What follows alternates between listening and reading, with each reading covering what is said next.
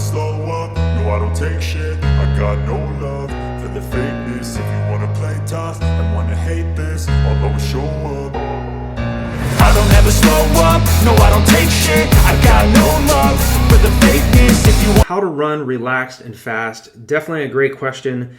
I think it's not an easy question to answer because you're just not going to run relaxed and fast overnight. Okay, you definitely can run relaxed and fast if you allow enough sufficient time for your body to adapt to the stresses you're placing on it. Okay, an example of yesterday, I did a 4-mile tempo run.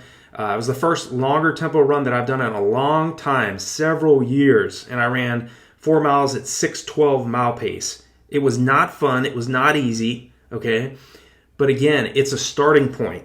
Okay, years ago I could do a 20-mile long run at 5:30 mile pace.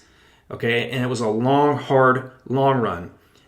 Yesterday was a 4-mile run at 6:12 mile pace. Sure, it's going to get easier. My 4-mile tempo run yesterday will turn into a 10 to 14 mile tempo run several months from now. Okay, the paces are going to be drastically faster. I'll be probably running 5:35s to 5:55s per mile several months from now. Okay, you have to have a starting point. Okay, so it's going to hurt in the early stages, just like it hurt for me yesterday in that tempo run. It was not relaxed, but the key thing is to running relaxed and fast is you allow enough time for your body to adapt to the stresses you're placing on it. So I always teach, and this was taught to me by Dr. Joe Vigil and Jack Hazen, Lisa Rainsberger, 3 of the world's top distance running coaches.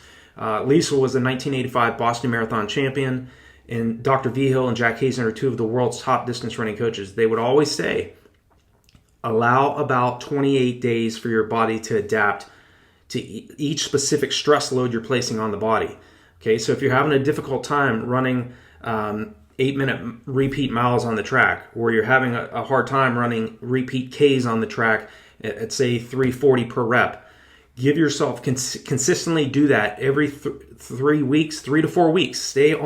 Continue to do that same workout every single week. I promise you, in about 3 weeks to 4 weeks time, that specific intensity is going to feel like a complete jog to you. Okay, so to run relaxed and fast, you have to stay consistent with your preparation, and you have to consciously tell yourself as you're running to stay calm, stay relaxed, do the very best you can, regardless of the fitness level that you're at, to stay calm and in control. Okay, a lot of times, even when I start tensing up, when my face starts tensing up or my shoulders start to rise as I'm running, I consciously tell myself, stay calm, stay in control, shake your arms out a little bit. Whatever you have to tell yourself, do so, but make sure it's positive. Okay, expect the fact that when you're going out there and you're doing track workouts, or you're doing tempo runs like by yourself, like I was yesterday, and you don't have somebody there to help you get you through it, consciously remind yourself of what you're doing out there. Okay, if it's a specific time goal that you have in mind, or it's a goal, whether it's to qualify for the Boston Marathon, or to break a 4:30 for 1,500 meters, or to run maybe under 10 flat for 3,200 meters if you're a high school athlete, remind yourself of those things that what you're doing. Okay, you're getting out there, you're trying to do something difficult, but make sure that you stay confident, you stay positive, you remind yourself of these things that you're going after. That will also help to minimize the amount of tension that you're feeling, okay? Because it's going to motivate you. It's going to help you stay focused and stay driven despite what you're dealing with out there, okay? Your workouts are not always going to be smooth, okay? You're not always going to be relaxed. You're not always going to run fast. But if you stay consistent and you stay relentless in your training, it will get to a point where you're going to be running more relaxed. You're going to be running faster splits during your long runs, during your tempo runs. Your tempo runs are going to get longer. The duration of those tempo runs are going to extend out further. The paces per mile, paces per kilometer for your tempo runs are going to get faster. Your heart's not going to have to work as hard. You're going to run more relaxed. You're going to run more, and you're going to run more aggressive and faster because you just continue to stress the energy systems of your body for a long enough period of time. Even when I was at my peak, okay, I would usually start off right around this specific types of intensity, 3 to 4 mile tempo run in the low 6s per mile pace. even when I was leading into my 219, I would always start off right around that particular type of intensity. And I just continued to stay relentless and got to a point where, again, I could do up to around 20 miles or even further than 20 miles or further than 32K at under 6-minute mile pace. Okay, so you have to start first small and you adapt to that particular intensity. And as you get fitter and you adapt to the shorter durations of your runs or tempo runs or anaerobic threshold runs, which is slightly faster, then your body adapts, you become more relaxed, you can run at faster paces, and it gets more tough mentally. Even when the fitter you get, it really comes down to staying conscious of how your body is feeling when you're doing your track sessions, when you're doing your tempo runs, when you're doing your long runs. Even when you're running at relaxed paces and running at easier paces, you can still sometimes feel your body tensing up. Okay, so just consciously tell yourself, I'm in control, I'm fit, I can do this, I've done this several times.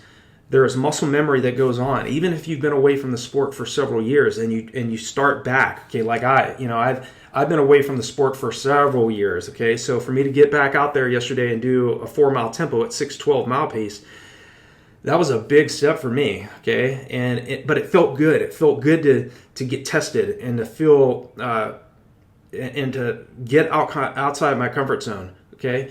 But even as I was doing that tempo yesterday, I was consciously telling myself, stay relaxed, you're in control, you can finish this run. And even at the very end, I was focusing on my form and pumping my arms and getting through that last 200 meters of the 4-mile tempo run that I was doing. So in order to run relaxed and fast, it's really about consistent work and allowing sufficient time for your body to adapt to the stresses you're placing on it. Okay, because it's just not going to happen quickly. So be patient with yourself. Okay, this isn't you don't run relaxed and fast overnight.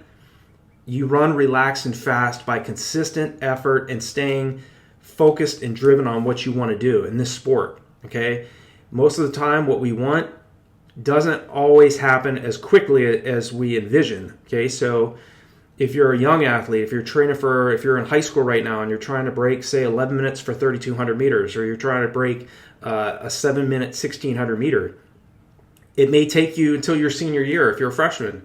Okay, if you're, say, a 10 flat 3,200 meter athlete and you're dreaming about breaking 9 minutes, if you have that capability to run that fast, it's just a matter of time before you go from 10 flat to breaking 9 flat. I mean, both of those times are highly competitive. It may take you several more years to get to an 8:59 from a 10 flat, but it can be done. Other athletes have done this. They run relaxed and fast because of consistent work over a long enough period of time. Make sure you're training on hillier terrain, doing hill repetitions, running your long runs on hillier long run routes. Okay, training on hills is a form of strength training. Okay, that is if you're doing this over a consistent basis, that is going to help you to run more relaxed and fast, especially on the flatter surfaces as well. Because again, you're just working different muscle groups, you're stressing the energy systems of your body, you're improving your body's lactate tolerance, and by doing that, you will eventually, provided you've given yourself enough time to adapt to the stresses you're placing on yourself, you're going to run more relaxed and fast and more confident. Because again, you've been smart with your training. It's not just about working harder. Okay, the hardest working athletes don't always get the best results. The smartest athletes, the athletes that are relentless, the athletes that have a belief in delayed gratification, the athletes that are willing to put in the work for a long enough period of time, that study what the best runners, the best coaches think, how they think, they study what they think, they study the actions, and they implement, they mimic what those best runners do. They mimic what those best coaches state to do. Okay, they're always studying to get to the next level. They're a student of the sport. Be a student of the sport. Be willing to get outside of your comfort zone long enough and be willing to take the licks along the way. You know, you're going to get beat. There's always someone faster than you. Be humble. Be willing to put in the work. And I promise you, you're going to run more relaxed. You're going to run faster. You're going to be more confident because you are consistent and you are a student of the sport and studying what the best runners and best coaches do. Okay, Feel free to leave me a comment below if you have anything else that's on your mind. I will definitely reach back out to you.